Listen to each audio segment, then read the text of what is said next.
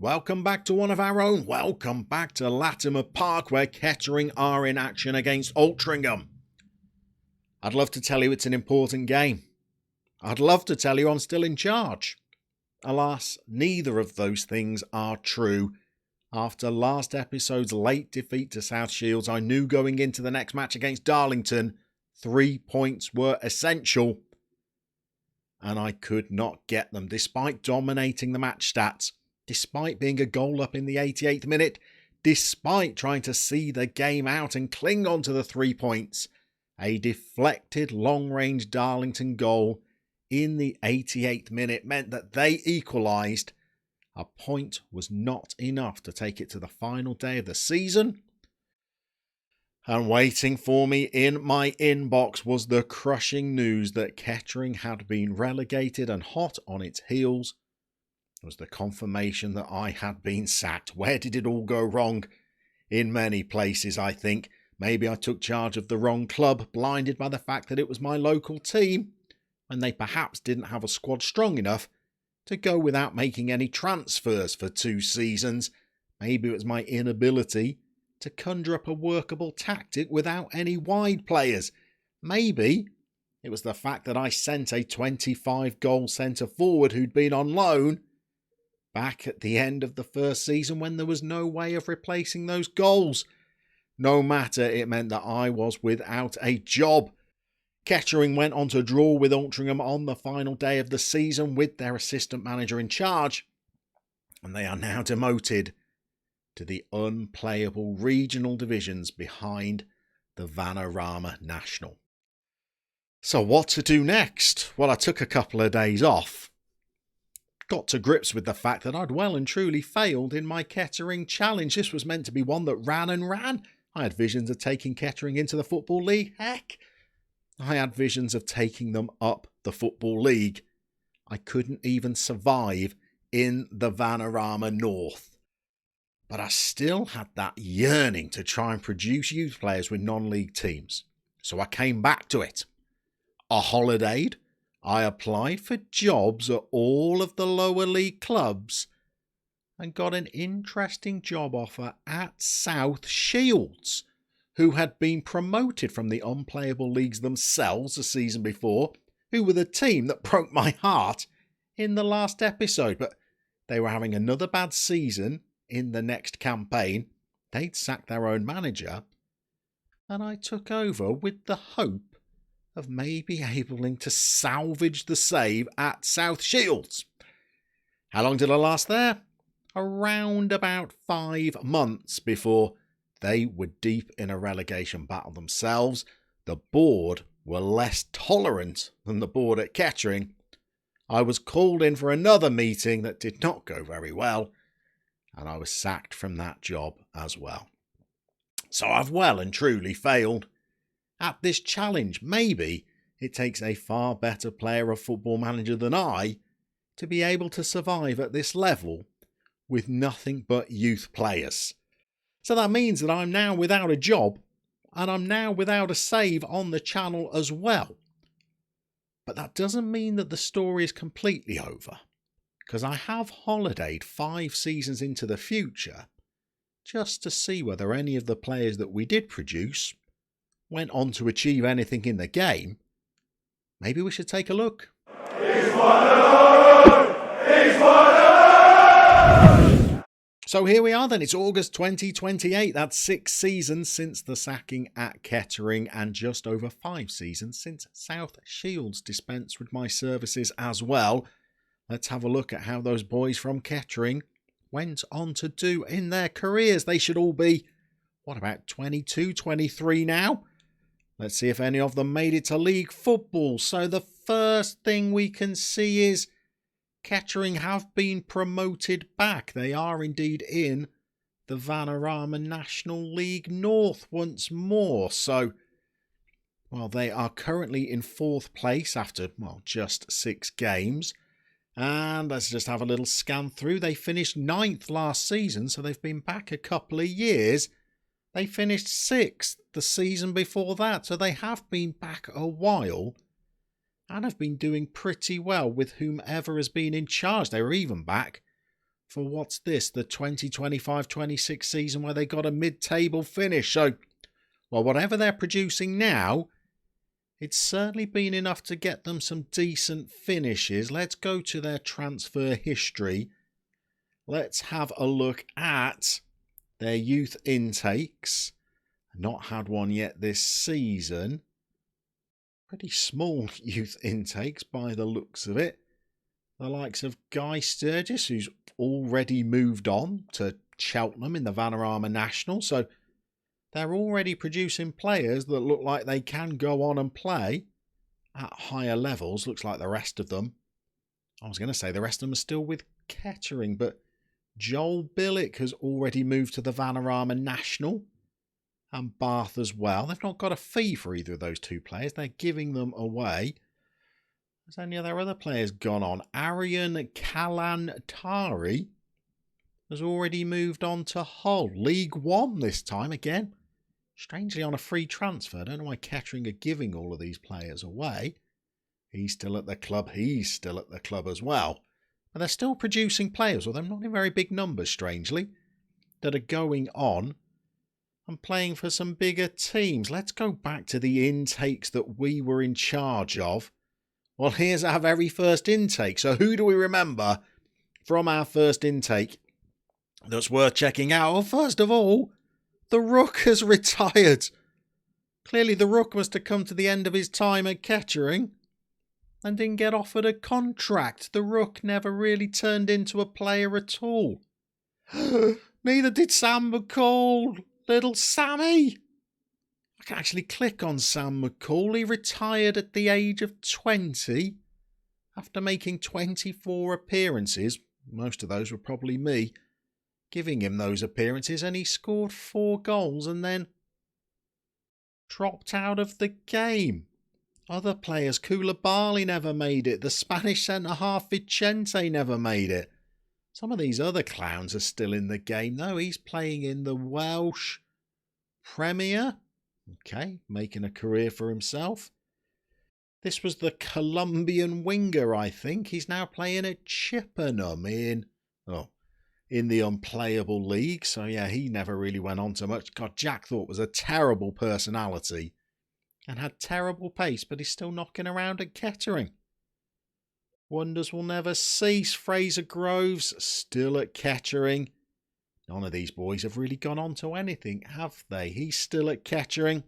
What about the players we know a little bit better? Rooney, Salisbury. What division is Salisbury in? He's playing at the same level, although he's playing pretty consistently at the same level. So he looked like he went on to become a Vanarama North quality midfielder. What about old Kingsley Blake? He was probably the best of the first season's intake. Has he made it into the Football League? No. He's still with Kettering, it would seem. Is he in their team? Is he playing? He is. He's played a lot of games at this level, actually. This season's the first season he's averaging above a 7, but he's got a lot of assists. He's not chipped in with too shy a goal tally for the Vanarama North from a midfielder either. So Kingsley looks like he's playing pretty well at that level. Nobody really went on to be a star though, did they? But remember, at the end of that first season, we had a complete makeover of the backroom staff to try and bring through players of better personality types that might train on a little better. So let's go to season 2. This was branded another golden generation. Terry Lee is still in the game and still playing for Kettering. Is he making appearances? He's never played a game for Kettering. Not sure why they're keeping him on. Kieran Evans, I don't even remember that name. He's playing for Afan Lido now in Wales. Nathan Marchand, a French left back. He had a terrible personality. He's still in Kettering. Has he ever played a game? No. Don't know why they're keeping some of these boys on. John Ibe. Now, he was a little bit of a better prospect. He's playing for Bray Wanderers in the Irish First Division and is playing games for them. Again, Kettering don't seem to have received a fee for any of the players that I've clicked on yet. Edwin Van Duyen was a very slow but reasonable centre-half. He's worth 52k. He's at Cheltenham. He's played for Bristol Rovers. He's played 16 games in League One. In fact, classic Kettering. They gave him a free to Bristol Rovers, then paid money to loan him back. All right. Solid performance. All right, so there's the first player that's looking like he made it. Carlos Sharp. He's on a free transfer. Who's he wanted by? Hales, Owen and Oxford, so it doesn't look like he's ever really gone on. Oh, hang on. He has gone on beyond this level. He went to sign for Swansea, although never actually made an appearance for them. Carlos Sharp looked like he could have been a player, though, but maybe one that's going to drop back down to this level. Ojo. Again, he's on a free. He's pottered around a little bit. He's played a couple of games in League Two. Never really got a lot of starts anywhere, though, has he? So he's never really made it. Prosper Abubakari, still at Kettering. Never played a game. This is not great youth development, is it really? Carl Harker's still in the game. He doesn't have a club. He's made one League One appearance for Rochdale and played in the Vanarama North for a season for Darlington. Has now been released. Not great. But I can see the two names I'm excited about here. Fraser Holman and Regan the Minkley both looked like they could go on and have careers. Max Parker, 5 games in League Two for Gillingham. Maybe he wasn't terrible. He didn't come through with a great personality. Let's have a look at Fraser Holman, because I thought he was the best prospect there. He's at Waterford, who are Irish. He's Irish as well, I guess. Was he born in Ireland? No, he's born in Kettering. He's now gone to play in Ireland. He's on 1.8k a week, though. Did they make any money from him? No. Another player that's gone for free. But not before he had 2 good seasons in the Vanarama North, scoring 11 goals and 9 goals in each of those 2 seasons. He's now playing in the top division in Ireland. I can't see his stats because of attribute masking, but he looked like he would have been a player. And then we've got the Minkster, who is at Houston Dynamo. Oh my goodness, hang on. The Mink's worth £7.75 million and he's earning 7k a week. Kettering must have made a bit of money from him. Did they? Oh, whoa, hang on. Kettering have given him away for free. He's gone and played League Two football for Colchester, which looks like it was a part of a promotion campaign. Then he's played a full season in League One, 55 games in League One. I know we're in the future here, but that's more games than there are in a season, so I'm not sure what that little glitch is about. And then it looks like he made a couple of appearances at the start of the 2025-26 season before transferring to Brighton. Looks like he spent a season in Brighton's, I presume, under 23s. 3.3 million quid Brighton signed him for. If Kettering had any kind of sell on at all, they would have been absolutely quids in. But then he transfers on to Burnley, makes a Premier League appearance, and has signed for £4.2 million. He's made, looks like Burnley got relegated, but he only played in 1 game, so you can't blame the Mink for that. He's made an appearance in the Championship as well, before going out to MLS and Houston Dynamo, where he's got 24 games of MLS under his belt. How old is the Mink now? He's still only 22 and he's valued at almost 8 million. And this is a boy who was born in Kettering. One of our own actually went to go on and do something. So, well, I guess the next thing is, shall we put ourselves in as the boss of Burnley and just have a look at the Mink's attributes? So here we are, we're in at Burnley. We're not going to play as them, we're just going to have a cheeky little spy on the Mink. One thing I did notice, just putting myself in as their manager, is that they are back in the Premier League. So let's take a look at their squad. He's out on loan, so actually I presume he's going to be in the under 23s. Shout if you see him. Regan Minkley, here he is. He has 3-star potential. That's 3-star potential compared to Premier League players as assessed by Steve Stone, who has judging player ability and potential of 13. So I'm guessing Steve knows a player. How good is the Mink going to be then? What does a £7.75 million regen from Kettering end up looking like after 5 seasons? He looks like that. Dear Lord, this is a player produced in the Vanarama North, tries killer balls, plays 1-2s, looks for the pass rather than scoring, switches the ball to the wide areas, with vision of 18 for the Mink. Goodness me. First touch of 15, composure of 16. He can double up as a striker, as a deep lying forward. God, I bet he does make a deep lying forward, doesn't he, with that vision? Off the ball of 16. Physicals are very good as well. Fairly professional personality.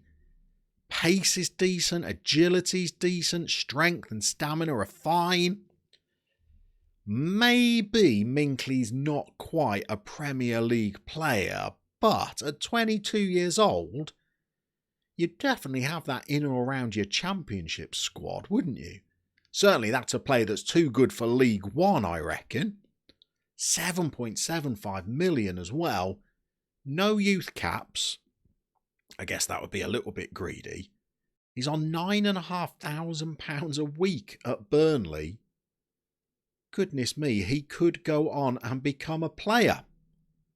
Alas, we are not going to go on and become a manager because, well, this was the experiment that I guess was always going to be a tough one to pull off, but it's one that I got absolutely nowhere near being able to accomplish. Did I learn a lot about youth development? I think so. Did I develop a good player during my time? The Mink came under my tutelage for a short period of time. I gave the Mink his debut, but I didn't really get to see the save through and get to develop any of the players. So now, well, I've got to go away. I've got to put my thinking cap on. I've got to decide what's next for the channel. I've got to try and find myself an adventure that, well, A, allows me to start having a little bit of fun again, because I'll be honest with you, it was a tough old time managing at Kettering. There weren't many wins to celebrate. It was a little bit frustrating not really being able to do too much to affect the team. I'm looking for a save where I could try and rebuild my reputation. Maybe a save that's still going to be an awesome challenge, but maybe one that's a little bit different from this. Will I ever try this again? I think I would, you know. I feel like it's unfinished business, and having had a look at the Mink, I also feel like it's something that is possible, but I think that's a challenge for another day. I've got to go and find another save that's going to get the old enthusiasm flowing. That's going to give me the challenge that I am looking for. We're going to see you very, very soon, where I'm guessing we're going to be bringing you a brand new series on the channel.